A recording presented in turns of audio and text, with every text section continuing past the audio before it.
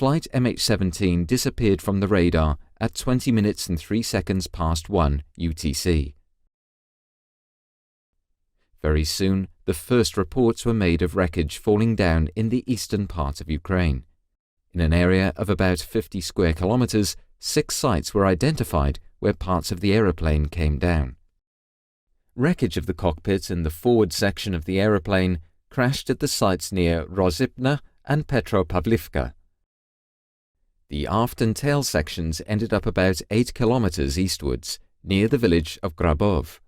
The middle section of the aircraft was destroyed by an intense fire at the main crash site. None of the 298 occupants survived the crash. In the autumn of 2014, the first recovery mission for the wreckage took place. From October onwards, preparations were made to recover those parts of the wreckage that were most important and to transport them to the Netherlands for further investigation. The first convoy of wreckage arrived in the Netherlands at the Gilse Ryan Air Force Base on the 9th of December 2014. Over the following months, more convoys of wreckage were transported to Gilse Ryan. Upon arrival, all wreckage was sorted, tagged, photographed in front of a green screen, and forensically examined. In a hangar, pieces of the aeroplane were laid out for investigation. All wreckage pieces were examined for failure mechanisms, damage patterns, and traces of external objects that could have hit the aeroplane. The investigation of the wreckage led to further evidence of a surface-to-air missile being the cause of the crash of flight MH17.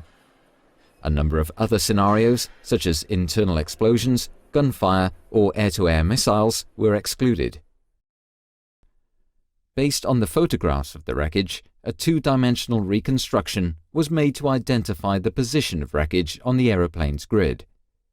The major fractures were determined on the basis of the wreckage, the photo reconstruction, as well as the location where each part was found. At Gilse Ryan Air Force Base, the Dutch Safety Board made a three-dimensional reconstruction of the forward section of the aeroplane. First, a frame matching the model of a Boeing 777-200 was built.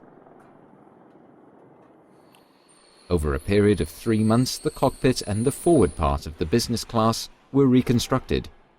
The parts were moved to their exact position and fixed in place. This reconstruction was made to validate and visualize the results of the investigation. It shows the overall picture and places various parts and damages in their context. Looking at the reconstruction, the impact pattern made by the high-energy objects is clearly visible.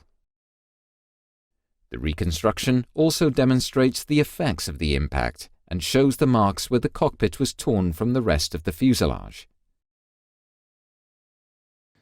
The investigation of the wreckage has demonstrated that the aircraft was perforated at high speed by fragments coming from a specific location to the left and above the cockpit. There were indications of this early in the investigation, but the wreckage turned out to be important for verifying and further substantiating those indications.